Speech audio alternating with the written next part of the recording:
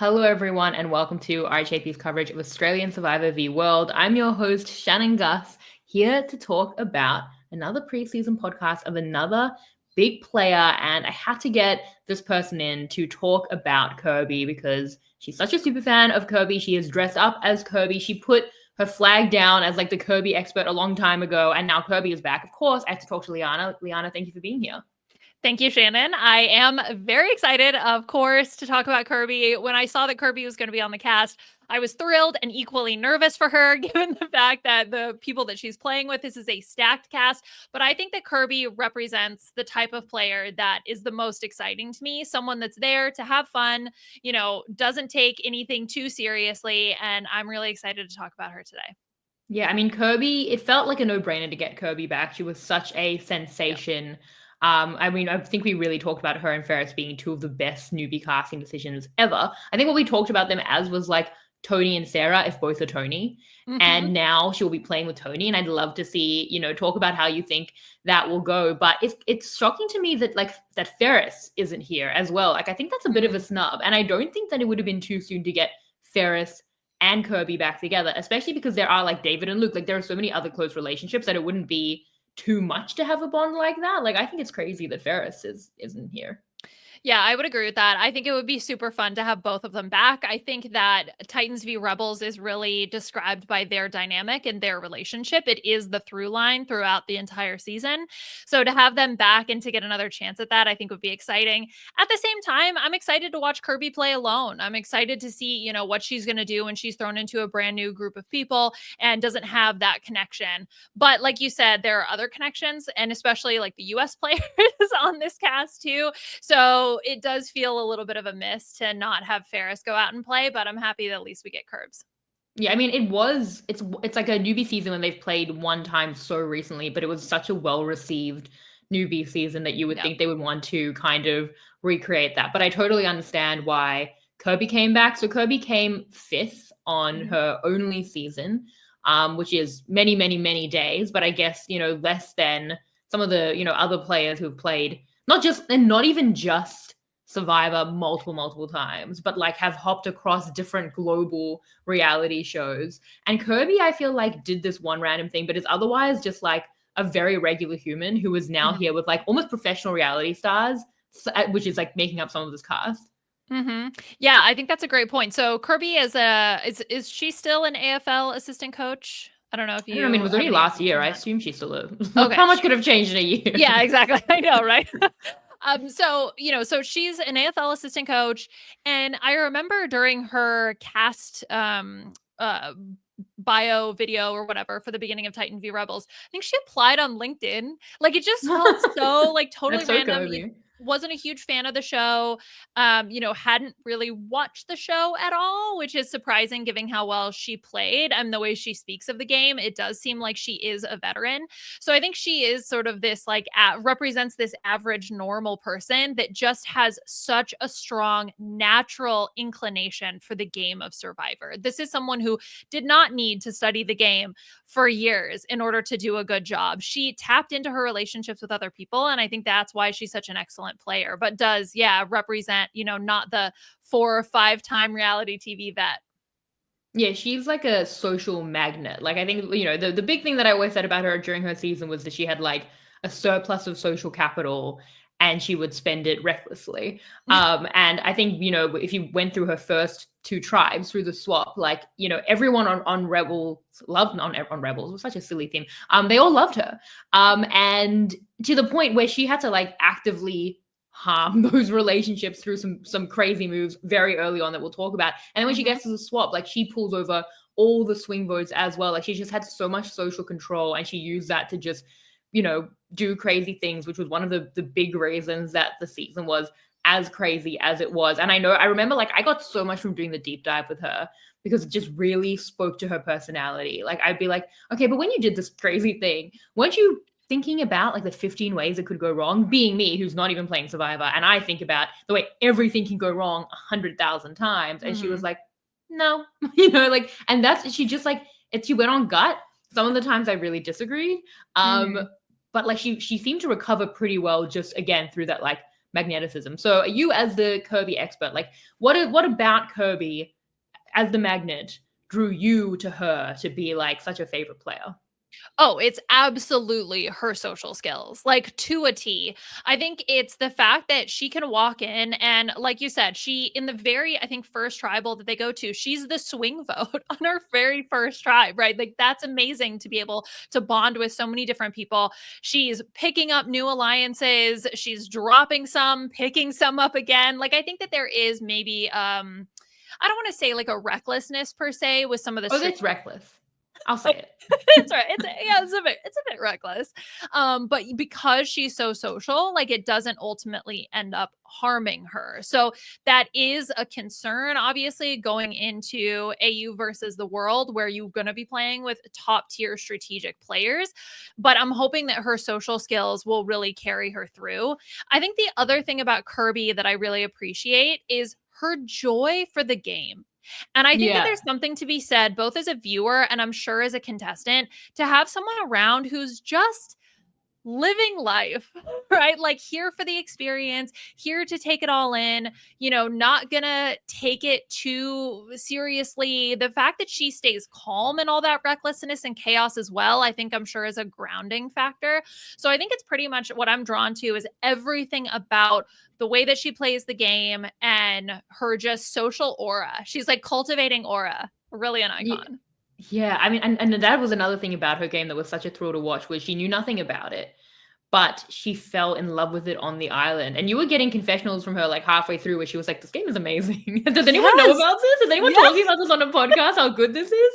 And it was such a thrill to watch her fall in love with it. It's like, we've been saying, okay, for decades, and she found it, and she like on the island, the same way people will find survival, found it during COVID by binging it. She did that by playing it, which is an absurd way to become a huge fan of the show, but it was a thrill, and she was doing so well at it. But like, let's take it back to the beginning of her game, because as you said, she's a swing vote early on Rebels. Everyone wants to work with her, and this was the beginning of the end. No, not really.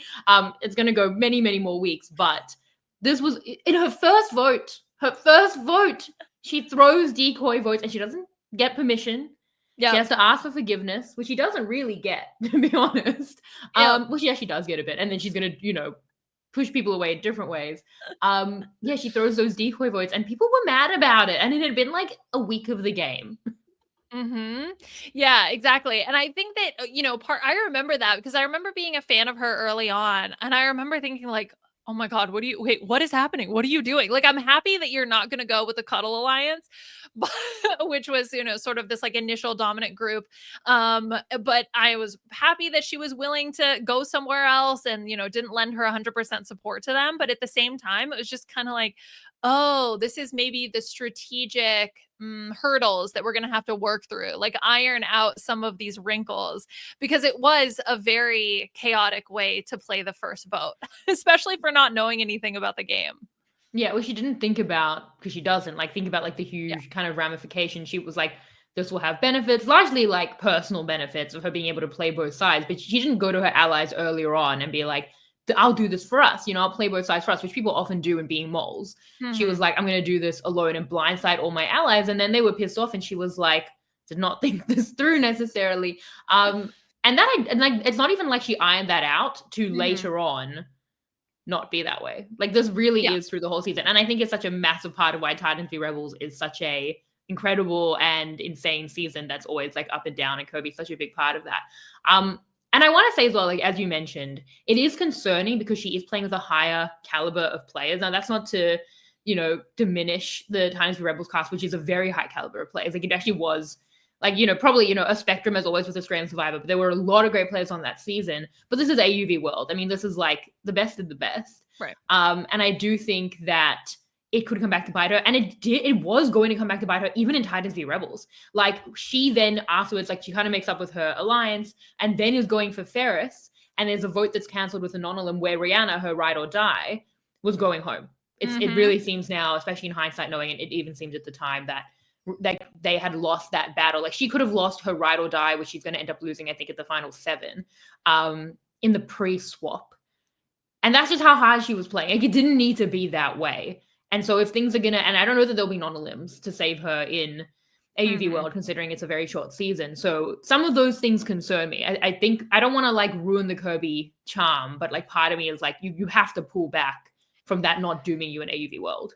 Yeah, no, you absolutely have to be realistic. And Kirby, like most good players in Survivor, did get lucky. And I think that there were a lot of times where that luck, strongly benefited her. I remember watching the season being like, this is the week Kirby goes home. I just know it. This is the week Kirby goes home. Yeah. And it didn't happen. It didn't happen. She continued to recover. And I think that that's a testament to her skill.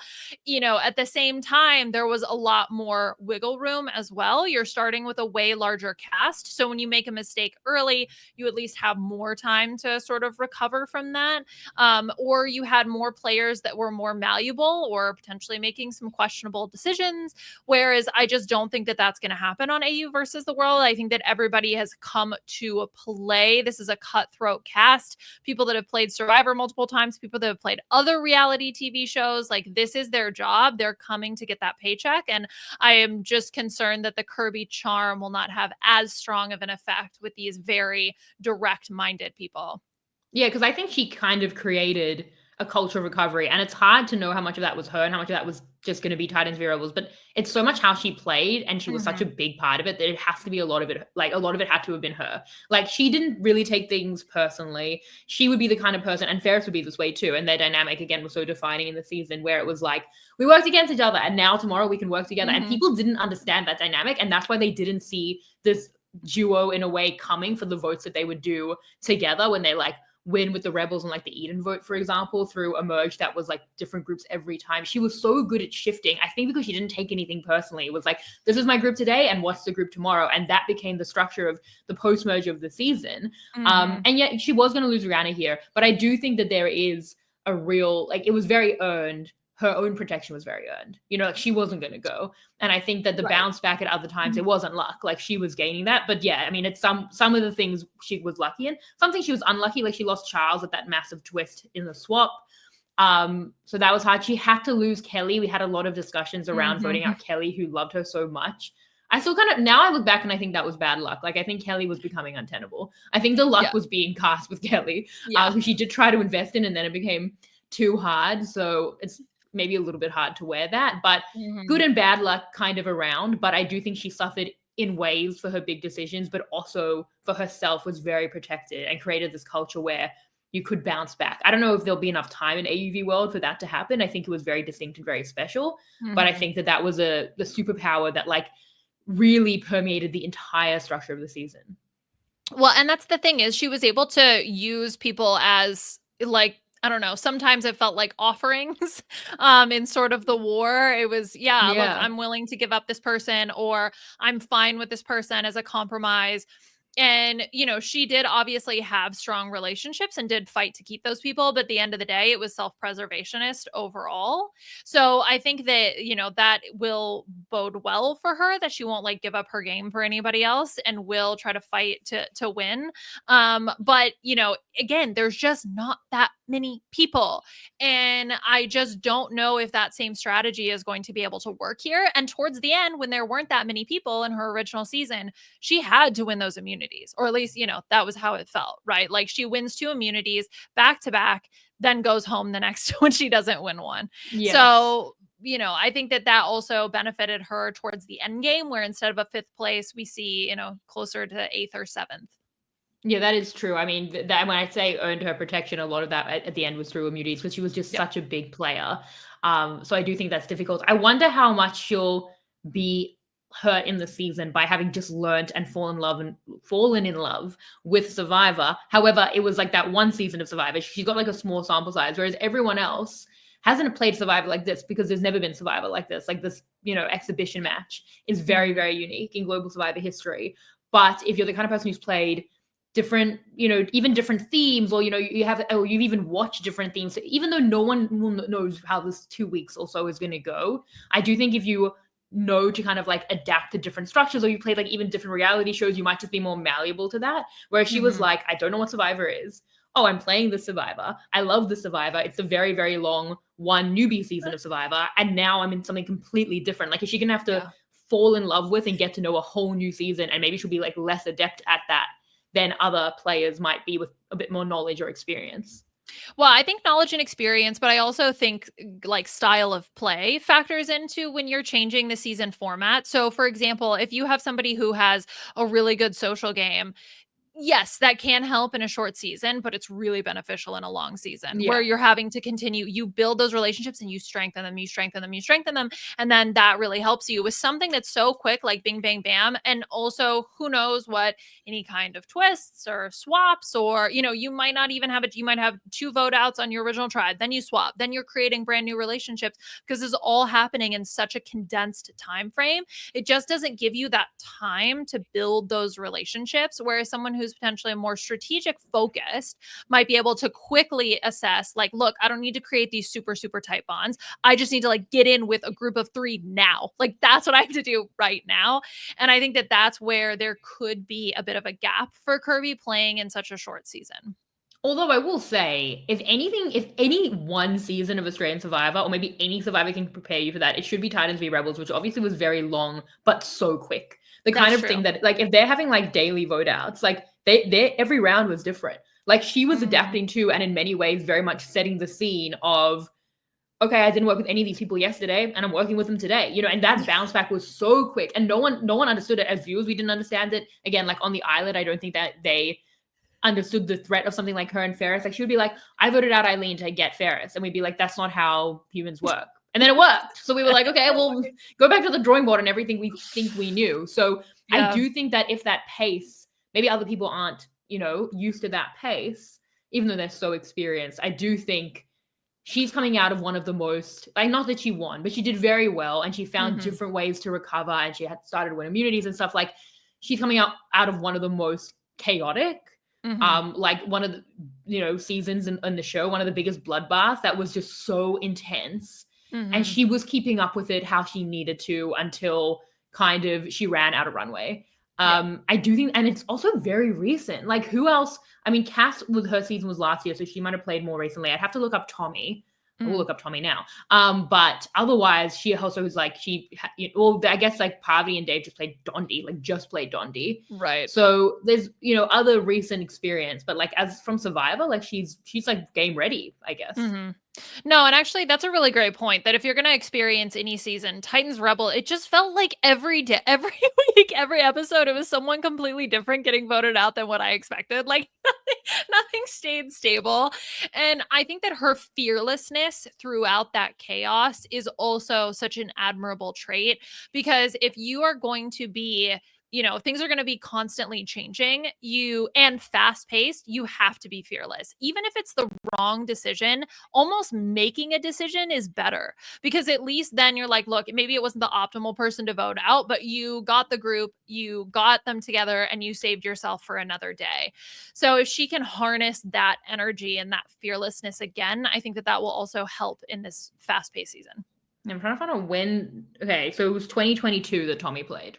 Oh, okay. So yeah, a while ago. I mean, so not a Cass while ago, but and ages ago. No, Cass and Kirby are like the 2 most recent. Yeah. But yeah, I do agree that, look, she makes definitive decisions. She goes with her gut. She's in an interesting spot. Let's talk about how, again, like, I don't think she'll know any players, right? So she's going to come in. Well, we'll talk about this. Well, there's one personal connection she has. We have been saying that unless people personally know other players, which many of them do, we don't think this cast has mostly watched each other, right? So Kirby had not seen anything when she went to play Titans v Rebels. Do we think she was like binging or catching up in between? Because I don't think what she got out of that was like, oh, I wish I knew more. I mean, to be fair, she did fall in love with the game. So from a fan perspective, not even from a prep perspective, I do think she might have been like, I want to watch some Survivor, maybe. But I don't think she was like, oh, I really need to learn for next time. So has she watched anyone? I don't think so. She's going to fall in love with these players on the island. She's going to be like, Tony's great. We're going to be like, we've been saying. But she knows. So she personally knows Luke. Yep. She knew Luke from before she played, just from working together. Yep. And I looked this up, and they were on a podcast together last March. Okay. So they have like a current relationship, which is important because Luke is in that big blob of people that is like, and he's a big part of like Luke, David, to Parvati, to Sari, and then they have Janine and Sarah. So attaching onto that could be the difference between being, like at least like having an in at the very beginning. But does anyone stand out to you as like major, like, good connections or like concerns of who you think she'll work well or badly with? I mean, there's definitely the fan fiction in my head of watching her interact with Tony. Me too. Just like, I what is see that it. gonna look like? I'm excited. I hope it Yeah. happens. Yeah, I think because we compared her to Tony so much. We Yeah. compared a lot of these players in their first season to Tony. It's so interesting seeing these like Tony, like mini Tony versions. Like we compared Luke a lot to Tony. We've compared George to Tony, and then Tony is Tony. So I'm very interested to see that happen. Well, because it's like, who can play well in chaos? Like, that's not a thing. Like, what are And who these creates the players chaos? doing? It's so interesting. It's like Yeah. it's so chaotic, and they're playing well. It's like you are the common denominator. Like you are the ones doing that as well. That's because it's revolving around you. Like that, Yeah. you are the chaos. Yeah, exactly. Yeah. But I think that she could really, I actually like, and I'm not just like fan fictioning it because I really want it to happen. I do think she could really get a kick out of Tony. Like she, again, is someone who's like, this game is fun. I think that she'll be like, he's funny. Like I don't think she'll be turned off by how intense he is. I feel like that would be like the pot calling the kettle black. And I just think that, I think that they would have a good connection and that she'll be really entertained by him. I think that's a good point. Like, I think that part of the reason why I feel like her and Ferris got along was because they had this shared life is life outside of Survivor. Like, we're here, we're playing a game, we're having fun, we can brush these things off. Like the fact that, as you mentioned earlier in this podcast, when Eileen goes, Ferris is just like, fine. And when I be like, all hell, Kirby must go. And so I think that Kirby would probably want to look for other players who are like that. Who are the players that are here for the fun of the game, who can smile and laugh and, go through with that exact same energy. So I think that that's another group of people that she could be attracted to and work with. Yeah. Well, okay. So who else? Like who are her people? I mean, she had Rihanna as like her ride or die. I'm trying to think of like who the Rihanna is on this cast. And she did connect with like so many different people. I mean, everyone loves Kirby. Like they'll all love her if I've, seen anything, but who will she really vibe with if I'm looking at the cast? Like, I mean, obviously it's not only that she has a relationship with Luke in the same way that I see it with Tony. I totally see her relationship with Luke in that same like chaotic, fun, just kind of there to have a good time way. And I think she could also really vibe with David on that. So I do think it's quite a natural alliance for her to do that. I mean, I know that she has a relationship with George. I mean, George covered Titans v Rebels with me on Talking Tribal, and I think he always liked her, and I'm sure that they have a relationship. Like she does, if she doesn't really know the players, she would know someone who was covering her season. She would know of George, and I'm sure they kind of know each other. So I'm sure I've been at events with both of them. So I do think that could be a good relationship, although I think George is in a really bad spot. I don't know how much he's going to be able to help anything, but I do think that there are relationships there. Whereas I'm sure I don't imagine that she really knows much of like Sarah or Janine or Shawnee even, to be honest. I do feel like Shawnee is someone who they could work together. I think Shawnee also has a little bit of like plays the game of Survivor, does not watch the game of Survivor kind of energy. Maybe that helps them connect. I'm curious as to who from the US side that you feel like, between, I guess, Suri and Parv, like, do you feel like she would be able to really bond or want to work with the two of them? I don't know. I'm a little bit nervous about her and Suri. I just don't know. Really? Yeah. I don't know. Maybe it's because I think Suri is obviously also a really good social player. I think Suri would recognize how dangerous Kirby is, and also maybe not want to play with that level of chaos. Although, I guess she did in Panama. Yeah, exactly. That is true. That is true. That's when we talk about like Suri and Tony. We said similar things. I mean, look, she has a natural charm, and all these people have their natural charm. I mean, it feels like it's going to be like, again, like we saw in Dondi, like a charm explosion. It's like her and Suri, her and Parvati. It just feels like two magnets should attract. Although that's not how magnets work, right? So you're in science, right? So I mean, I don't know. I don't see it being innate. I mean, her and Shawnee definitely have the similarity of like, oh, like this isn't like, doesn't seem like it would be your domain, but like you both like ended up here and are amazing at it. Yeah. There is that part of it, but I don't know. I could kind of see her liking a Rob Bentley. I mean, she works in sports I think a lot of women's sports, but like obviously he's very athletic. Yeah. I think that there could be a connection there. We also have to talk about it from a perspective of just in her casting, not this is necessarily affecting relationships, but from a representation standpoint, Kirby is like vital in a Yeah. season that, as always with Australian Survivor, is not passing the diversity initiative in any way. To have her on the Australian tribe really carrying a lot of the weight, which isn't very unfair. But like, thank God we do have like Indigenous representation. Like, it is good that we have it from that perspective, and yeah, we don't have a lot of it across the board. So I am very thankful that we have Kirby for many, many reasons, but definitely for that as well. But yeah, I don't know. I don't know that I hugely see it with like a Lisa, although I do think Lisa, if she's like entertained by like a Tony, which apparently she is now, like could really also be entertained by like a Kirby. I think everyone will like her. I'm just like, who are her people that she's going to find? Who is her Ferris and who is her Rihanna here? Yeah, I mean, that's the thing is that she did have very close relationships, and had a very out and proud number one alliance, in Rihanna. And so I think that that could be something that she's looking for again. I'm looking at the cast list and I'm like, I don't know which one of you. I just feel like everyone's going to be so self-interested. Of course, they're going to create relationships, but is anybody like willing to 100% commit to a duo in this season, especially with it being so fast paced? I don't know if she's going to be able to find that. I think all the relationships might be very temporary. Yeah, I mean, that would be fine because I feel like Kirby is not super loyal to anyone other than Rihanna. I feel like everyone was on the Yeah. table. And I think that might be, like a good thing. Like it's like eat or be eaten. And I think that she'll be okay with that, like that speed. But yeah, I don't know who the ride or die is. Is it Luke? Like, I think that there is something very natural with Luke. It's just Luke also has so many other connections. Yeah. Like she knows Luke better than anyone on this cast by far. And Luke has, people he's played with like for weeks on end. Yeah. So I don't know. She's just one of the many to him, unfortunately. But I do Right, think yeah. like they have a very natural alliance. Like it does seem like they could have a lot of fun together. Yeah, or more like a secret, a Ferris type relationship, right? Something that's a little bit more under the radar. I think that that could absolutely be beneficial. The other thing about Kirby is like, I didn't think that she was particularly abrasive or blunt, but definitely she didn't sugarcoat things. So like, I remember there was one time when Alex goes to work with her and she's just like, nah. Yeah. Like, no, I'm not going to work with you. And so people who I'm wondering if one, that could work in her favor. If there's people who respect that, just sort of, look, I'm going to tell you exactly how I'm feeling. But then that can also, get her into trouble because she's not going to do the normal lying thing that everybody does, even if they recognize that they're all lying.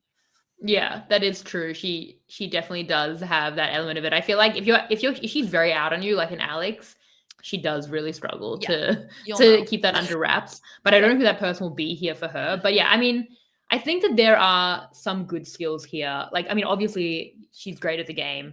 She played it very, very recently. And I think everyone in Titans v Rebels had like an up and down game. That was a whole game. You had to roll with the punches. There were, wins. There was a winner. There were losses. Like you could be on top of the world one day and then have that like completely ripped out from under you the next day, and then you win again the day after that. And I think that is a very good thing for something, for a UV world. You have other people who, like me, you think about like a Lisa, and she has good experience in her own right, but like she won. She was never blindsided. Amazing. But maybe, it's good that Kirby has, even in one season, experienced so much Survivor, so much like extreme Survivor in a season that many people, I know Puya says is like his favorite season of all time, ever globally. Like that is the level here. So it's a good kind of one season sample size to have. So how are we feeling about it? How do you feel about Kirby going into this as a Kirby expert? I want to be like, oh my God, I'm so excited. I'm nervous. I feel like the mom who's like so nervous about her kid going off and playing a game. Like, I just don't want her to get hurt. I think at the end of the day, I think that she'll be safe early. I think there's no way she's going to come out across as sort of this like big threat early.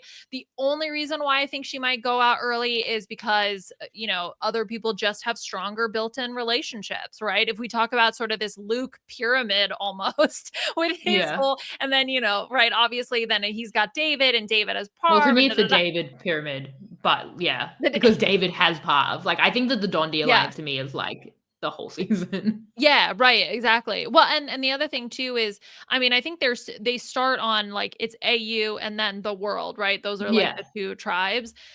So, it's Everyone delineates everything by that, right? AU and the world. and the world. So Yeah. yeah.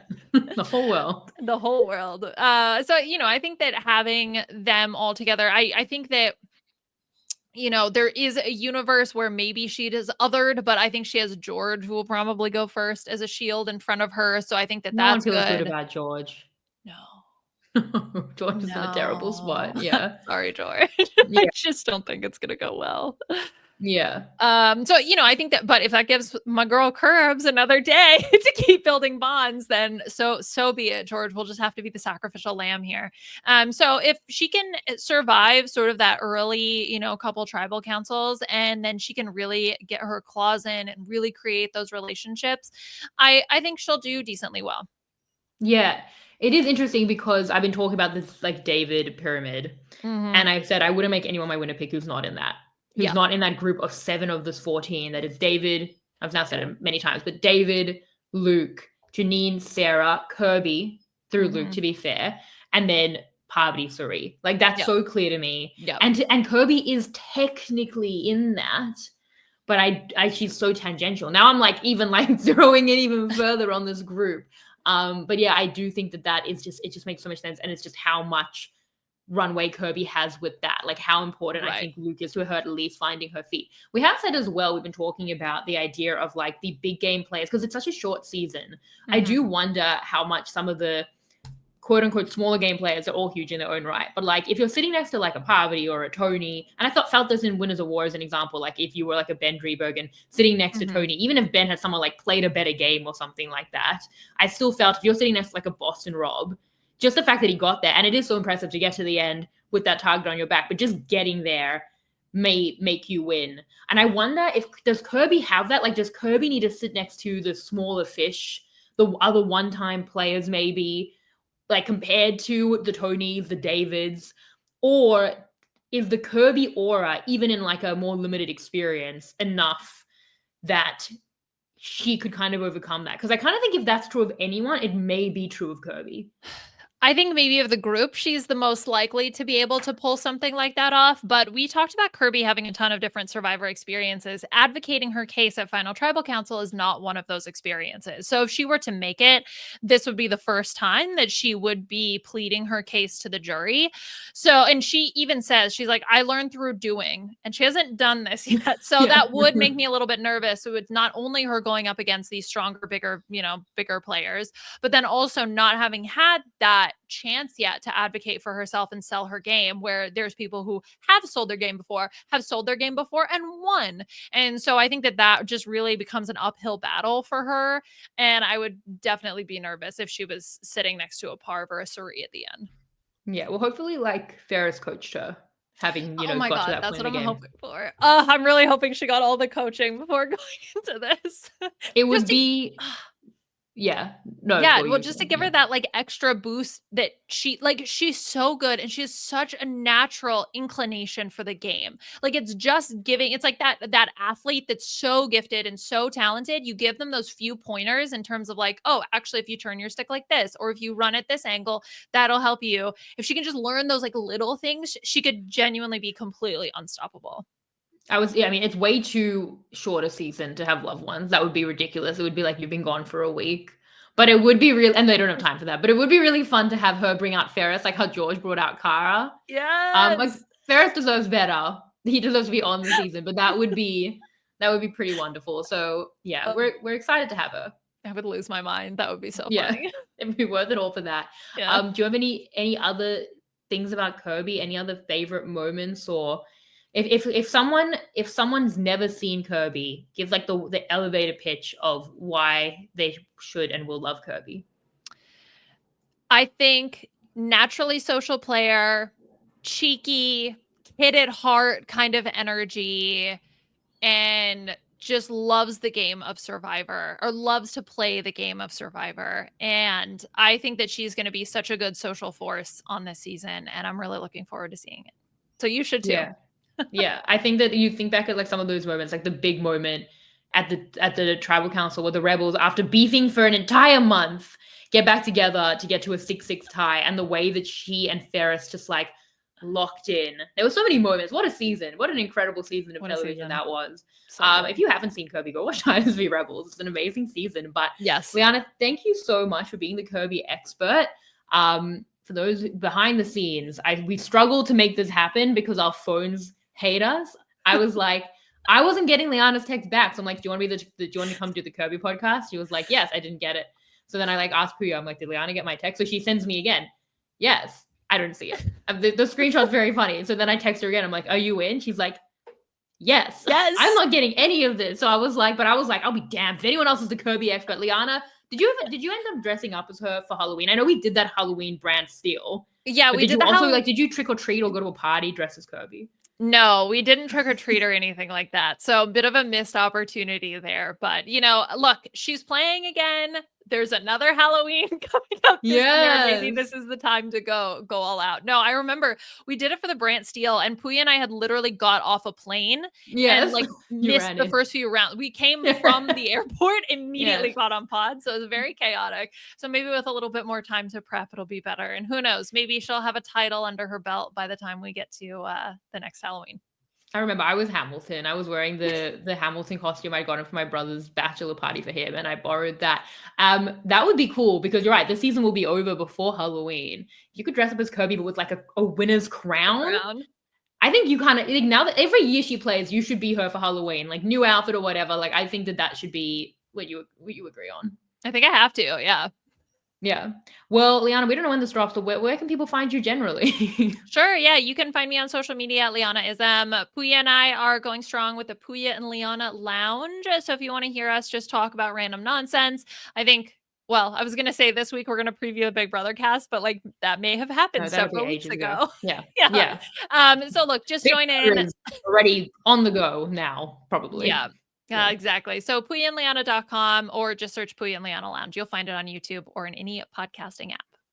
Amazing. Well, Puya will join me as an expert later on. Unfortunately, he does not have Ferris. He would have been the Ferris expert, but we had to delineate him to someone else. But delegate would have been a better word. Find me at Shannon Gates, WienerGlobalSurvivor.com, so you don't miss any of these preseason podcasts. We are running down the entire cast before AUV World so that everyone knows everything about all of the players. We all start on the same page. I think we, have a good sense of Kirby. We'll see how she does. It's so unfortunate when we come, like, I just have such strong feelings about who will do well and who won't. So, like, it's so unfortunate when we're like, I don't know. I had this with Shawnee too, where I'm like, I have concerns. And I'm like, we hope the best. These players all have immense skills. That's why they're here. And they all have the capacity to do anything. Although George is screwed. We collectively agree. But we all live with that. So look, good luck to Kirby. Thank you so much, Liana. Thank you to everyone for listening. Thank you to our team behind the scenes. And I will see you next time. Bye. This is RHAP. We know reality TV.